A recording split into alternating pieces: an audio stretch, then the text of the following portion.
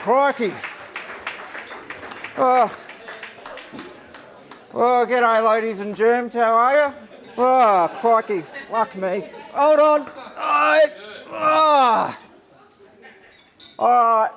Oh, my name is Mick, and many of you won't know me. Hello? Fucking technology. My name is Mick. Many of you don't know about me. Brian keeps me hidden for obvious reasons.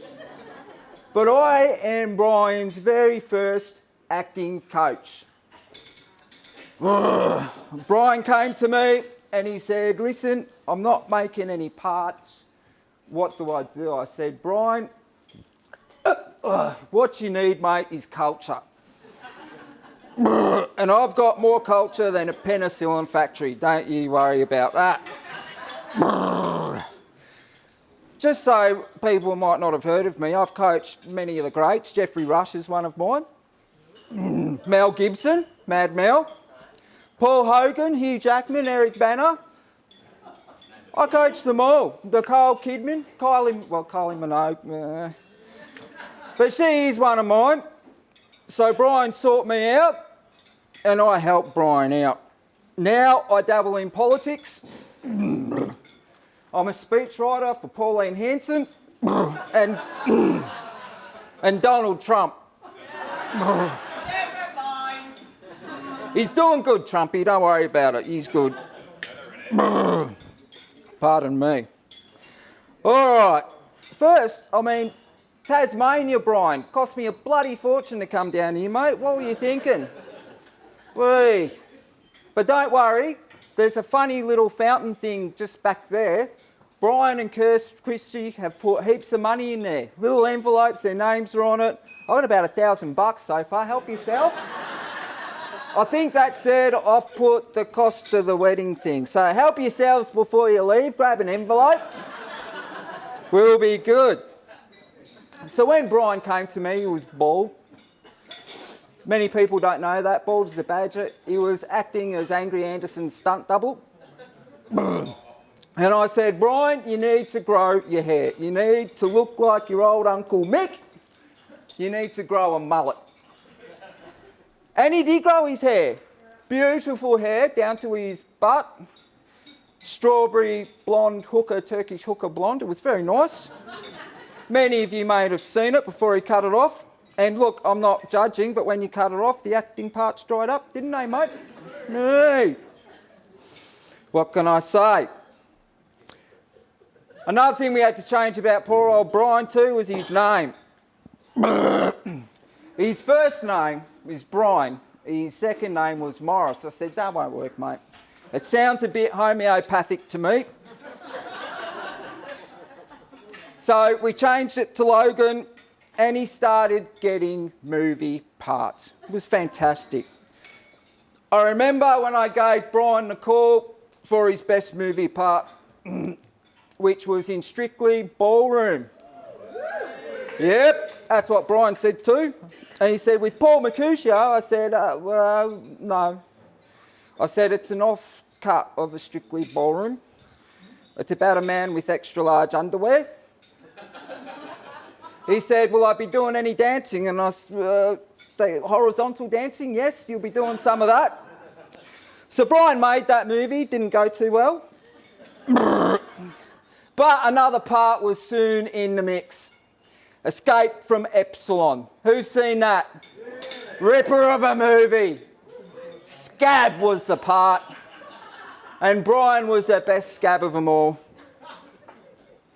He was brilliant. And he rang me up. He said, Mick, I've got a problem with the main actor.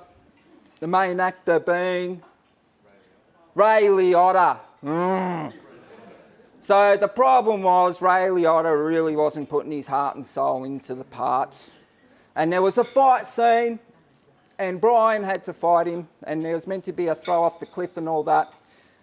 And Ray Liotta just wasn't putting effort in. And I said, listen, Brian, what you got to do, mate, is method acting.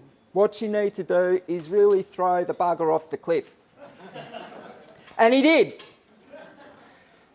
I think that was your last film, wasn't it, Brian?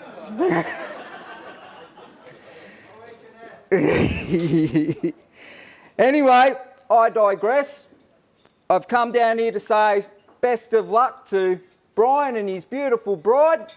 Hopefully you'll re-enter again and need the knowledge of your good mate Mick. I'm here for you, mate. Mazel tov and all that sort of stuff. Anyway, Stuart Renshaw's going to make a speech next. He's one of the groomsmen. He'll be here in a few seconds. So just talk amongst yourselves.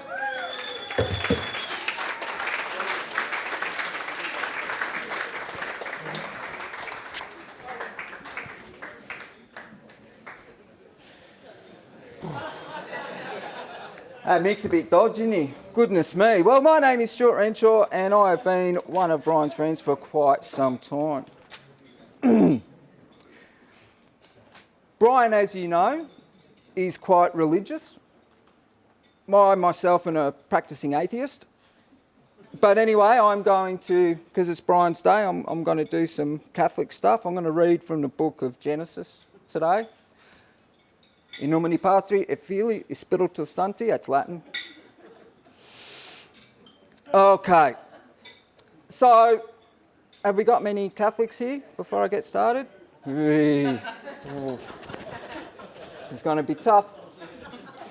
Let me just move that out of the way. All right. The book of Genesis. It's funny, you know, I've travelled the world, I've gone everywhere, and wherever I go, this bugger called Gideon leaves this book for me to read.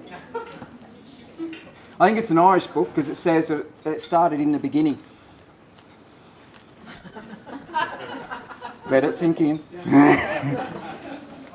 All right, so I thought we'd read from Genesis because it's the beginning for Brian and Kristi. And as you know, Genesis is how it all started. God said, you know, God obviously was a bit bored one day. There was nothing around. He said, I'm bored, created the world. Poof. There's the world, planet. Created some mountains, rivers, streams, continents, oceans. Poof, poof, poof, poof, poof, poof, poof, poof, poof. Fantastic. Couple of days. Louder, sorry. After he made all this sort of stuff, he looked down on the planet, he thought, this looks pretty good. What it's missing is a garden. Is that good? Yeah. What it's missing is a garden. So he made a beautiful garden. Unfortunately, God hates gardening, so he needed someone to tend it. So, got some sand, made Adam. There's Adam. It's your book, I'm just reading from it. So, there's Adam. And Adam's happy, he's in the garden, he's tending it, he's eating fruit, he's having a ball. God looks down on Adam, sees that he's having fun, he's enjoying himself, thinks to himself, I didn't put him down there to enjoy himself. So when Adam was sleeping, he stole one of his ribs. And out of that rib, he made woman. So Adam wakes up the next day, and there's woman standing there. And could you just picture it, like the first time you see a woman? Like he's never seen another person. He's looking at himself, he's looking at the woman. Where'd you get them from? Jesus. So Adam and Eve get along really well, they're having fun. Now God says to Eve, you can eat from any tree in the garden except for one. He's talking to a woman. So, not only does he tell Eve not to eat from a tree, he points it out. He says, it's that one over there, the apple tree, don't eat from that. So obviously, Eve goes up, and as she goes to the tree, there's a snake there. And the snake talks to her. Now, if I went to an apple tree and I saw a snake, I'd back off. If the snake started talking to me, I'd shit myself. So she has a conversation with the snake, and the snake convinces her to eat the apple. Like I said, it's your book. She eats the apple and she learns shame. That's what happens when you eat apples. You learn shame. So, from the book of Genesis, don't eat any apples, Kristi. Stay away from the apples. Don't talk to any snakes.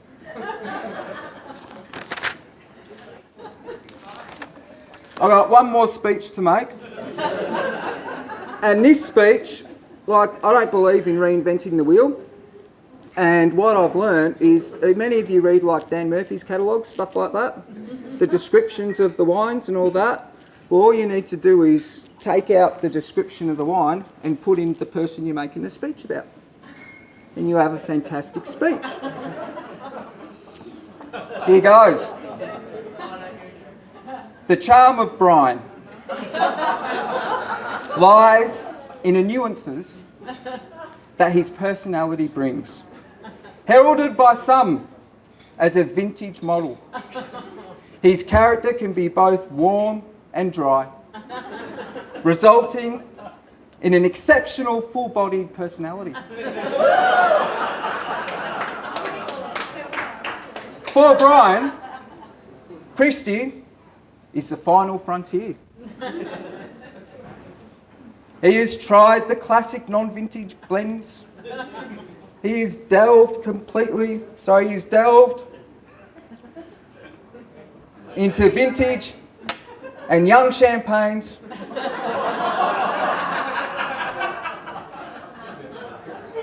But none completely excited Brian.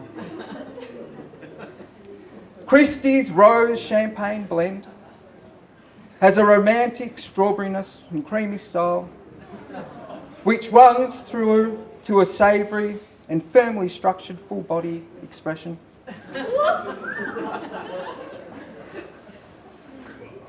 Kristi certainly has the character that made a statement to Brian's palate. As you can see, no expense has been spared in the products of this special day. Production, thank you, of this special day. The flagship event that is Brian and Kristi's union not only represents the premiere, but will be a signature day that is uniquely connected to them both. We are lucky enough to experience this exceptional day, but the extra touches that connects us to them on a personal level and make sure we remember this occasion forever. Thank you.